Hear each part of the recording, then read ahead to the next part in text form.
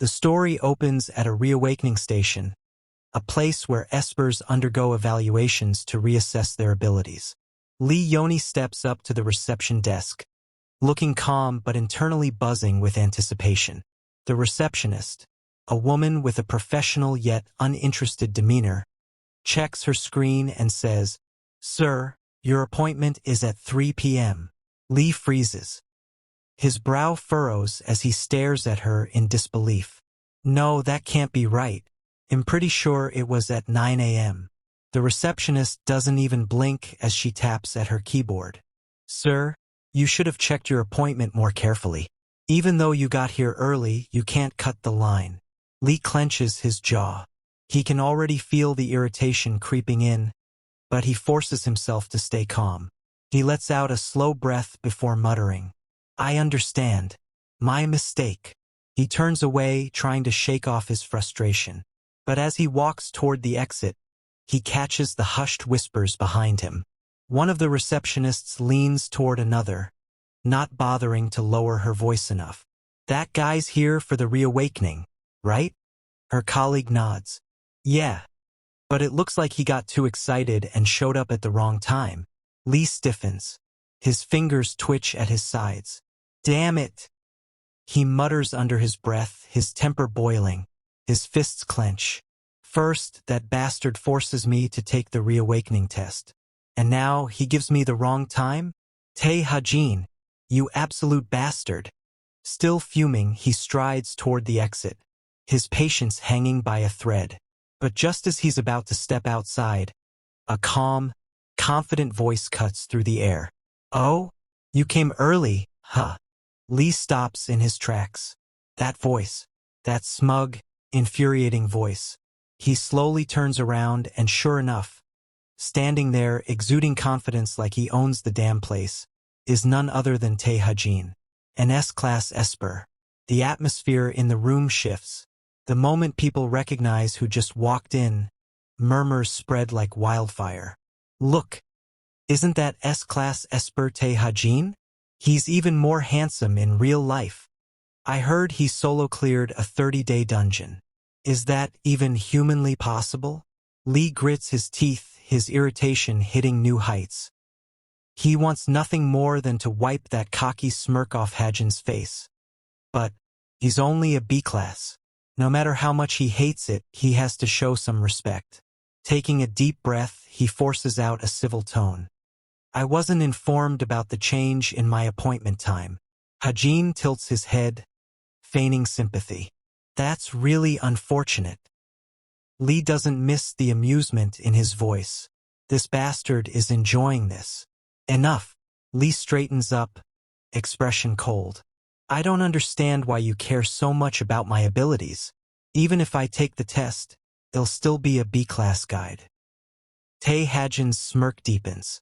"Your abilities, your face, no matter how hard you try to hide it, you won't be able to keep it hidden for long." Lee stiffens. His breath catches for a second. This guy, what does he know? Ha-jin steps closer. His voice drops just enough that only Lee can hear. "Don't you know? The harder you try to hide, the more I want to uncover it." Lee narrows his eyes. "Given your reputation, that doesn't surprise me."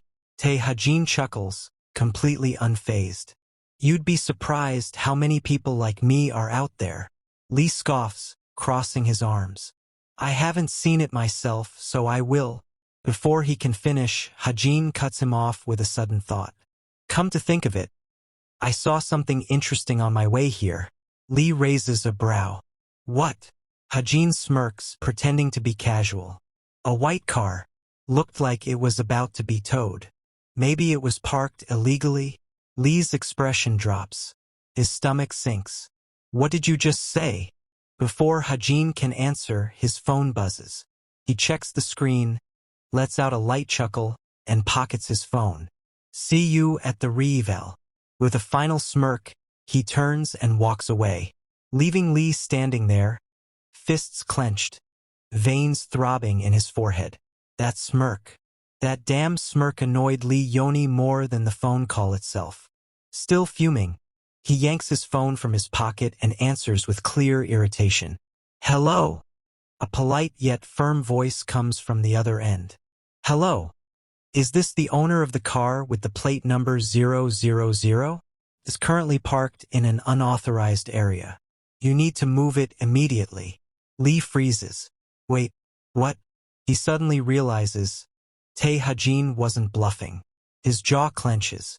Damn it! I parked it properly in the assigned lot. The attendant on the other line remains professional.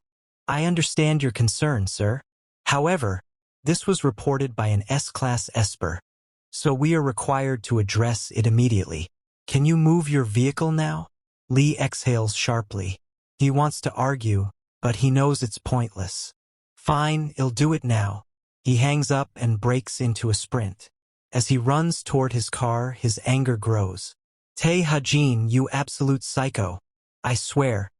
I don't get why everyone is so obsessed with him. He grumbles under his breath. Sure, he's good-looking, and yeah, he's an S-Class, but his thoughts halt when he glances at his phone. The appointment is still 6 hours away. What the hell am I supposed to do until then? 6 hours later, the reawakening test begins. Inside the testing room, the air is tense.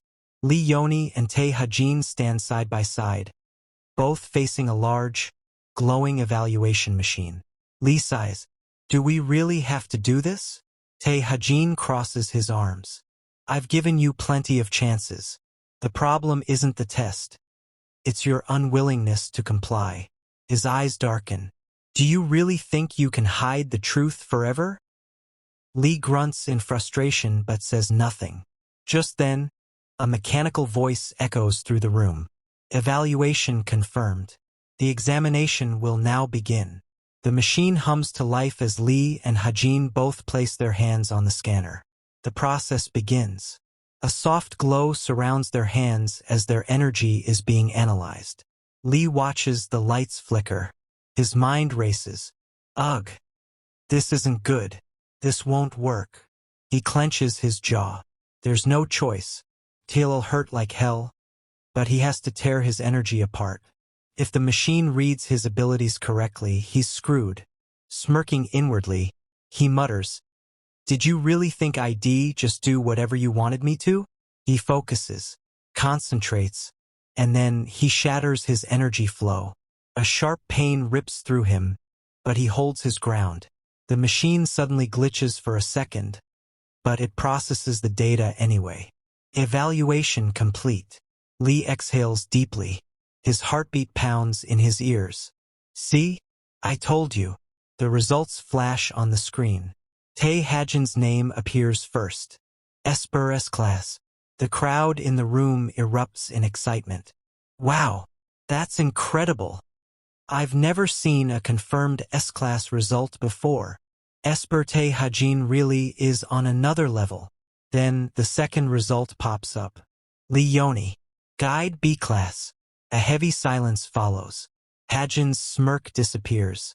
His expression turns cold. Lee, barely holding back his satisfaction, shrugs. I told you, I'm just a B-Class guide. Tae Ha-jin's fingers tighten into fists. Lee Yaoi. But before he can finish, Lee turns on his heel. Well, if that's all, I hope this is the last time I have to deal with you, Esper Ha-jin. The murmuring crowd stirs. Some hesitate, wondering if Ha-jin had just misread the situation. It's okay, Esper Ha-jin.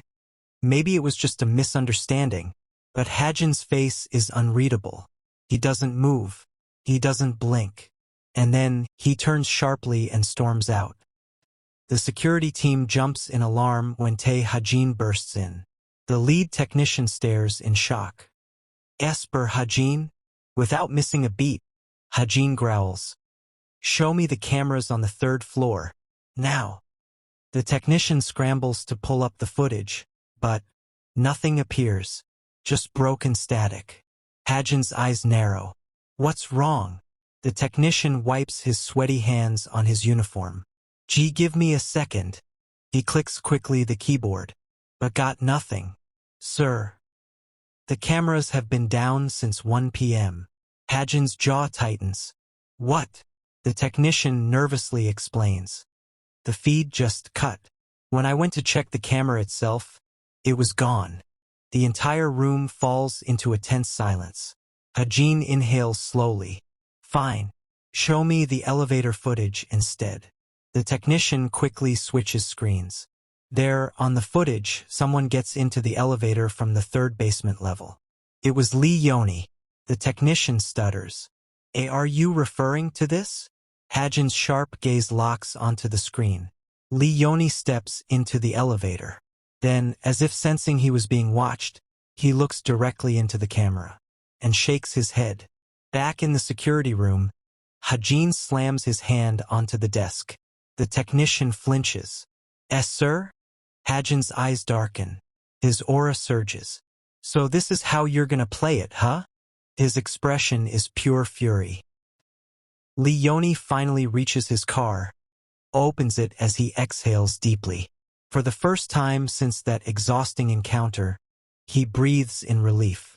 I didn't expect that I'd ever have to use this card. His fingers tighten around the small, unassuming card, a card given to him by that person. With a quiet sigh, he reaches up, removes his mask, and sinks into the driver's seat, letting his muscles relax. Sneaking in beforehand was a good decision. Tampering with the test results? Even better. I didn't expect Hajin to go that far. But it's fine. Everything went according to plan. Officially, in the system, Lee Yaoi is a registered B-class guide. But the truth? He's not just a guide. He's an S-class guide. And even more than that, he's an A-class Esper. A rare existence. A once-in-a-century phenomenon. The only one in the world who possesses a dual bloodline. And because of that, he can use the ability called absorption. A power that no one, not even Hajin, has ever encountered before. Lee stares at his hands for a moment, his fingers flexing. Then, he pulls out a holographic projection, a small recording from a security camera. The very same camera he absorbed earlier. His expression tightens. Damn it! I forgot to restore it. But there had been no other way. No other choice. At least now, I won't have to see that guy again. That's what he tells himself. Why is Hajin so desperate to expose my true identity? What does he gain from this? Lee frowns. Normally, a person can only possess one ability. Guides are guides. Espers are espers. But he is both. And because of that, he is more extraordinary than anyone else. So then why? Why is Hajin going to such extreme lengths just to prove it? His eyes narrow. It all started exactly 1 month ago. That's when they met. When he was first transferred to the capital. And that's the end of this chapter. If you're enjoying the story, make sure to comment below for the next part. Don't forget to like, subscribe, and hit that notification bell so you don't miss the next update.